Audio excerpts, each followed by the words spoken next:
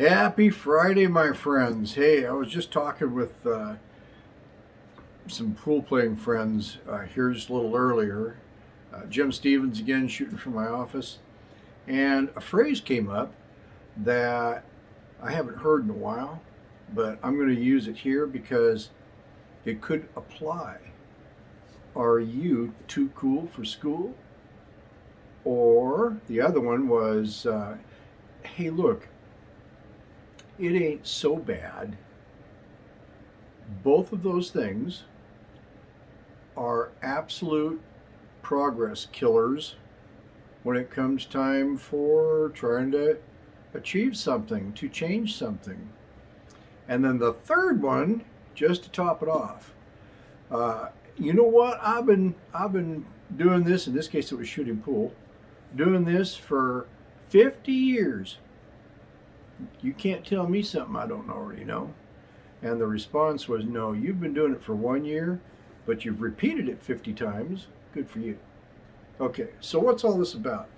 It's all about The Secret of the Ages by Robert Collier, and you deciding, am I settling or am I still looking? Am I still open? Am I still trying? Am I still hoping that things can get better? This book can become your textbook for change. So we're moving on now. Took a whole minute, almost 2 minutes for that.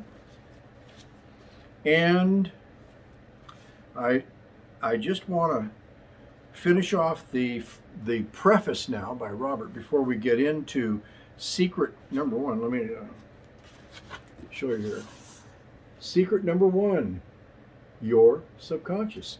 As it happens, that's my whole world over here with hypnosis, because whatever you think you know, whatever you think you feel, whatever you think you prefer, whatever you think you can or can't do, you're just a passenger in programming until you learn how to get recognize and get in control of those programs. And the only time you need to is if the programs running you, literally, are no longer serving what your conscious mind is now saying it would like different, but you're having a hard time making those changes. This book. Okay, so the last part of the preface, speaking of Henry Ford's phenomenal success, his friend Thomas A. Edison, yep, contemporaries, said of him, he draws upon his subconscious mind. The secret of, now that's what he said. So now continuing. The secret of being what you have it in you to be is simply this. Decide now what it is you want of life, exactly what you wish your future to be. Plan it out in detail. Vision it from start to finish. See yourself as you are now, doing those things you have always wanted to do. Make them real in your mind's eye. Feel them, live them, believe them, especially at the moment of going to sleep, when it's easiest to reach your subconscious mind, and you will soon be seeing them in real life. It matters not whether you are young or old, rich or poor. The time to begin is now. It is never too late. Okay? From here, we start moving into the actual secrets, right? But let me just kind of say this again, because of the work I do with people's subconscious minds. A couple other things. One is, if you have anything against rich people and you want to become wealthier even, forget it.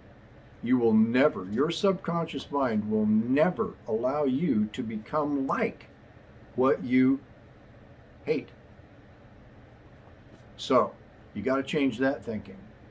And whether you, as they say, whether you think you can or think you can't, you're right. It's the subconscious, my friends. That's where all the power comes from. So let's just jump right in. Secret number one, your subconscious. Chapter 1, the genie of your mind. And it starts with a little poem. It matters not how straight the gate, how charged with punishment the scroll. I am the master of my fate. I am the captain of my soul. That's Henley. All right.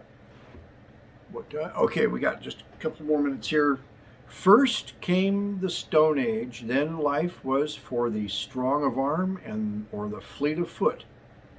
Then there was the Iron Age, and while life was more precious, still the strong lorded it over the weak. Later came the Golden Age, and riches took the place of strength, but the poor found little choice between the slaves' drivers' whips of olden days and the grim weapons of poverty and starvation. Now we are entering a new age, the atomic age, which is really the age of mind, when every man can be his own master, when poverty and circumstance no longer hold power, and the lowliest creature in the land can win a place side by side with the highest.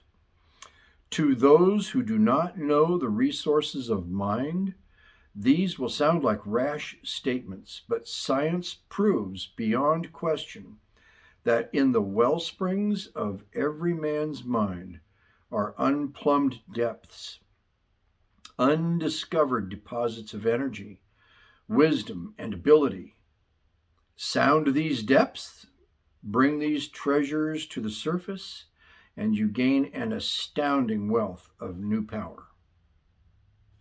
We'll stop there because this is Friday and I want to finish up with, look, if you've got a voice in your head right now going, whatever, you're just telling me you're too cool for school, friend. Go do something else. Prove it wrong. But if there's something in you that says, God, what if it's true? And I can tell you it is. All you have to do is change a couple little programs in your subconscious mind that at least gives you permission to try it.